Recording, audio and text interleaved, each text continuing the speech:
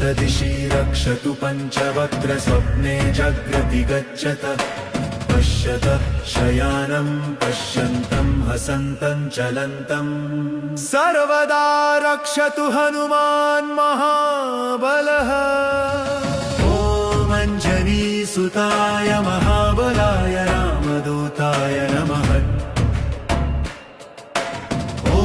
किल्किलाय वीराय विक्रान्ताय नमो नमः ॐ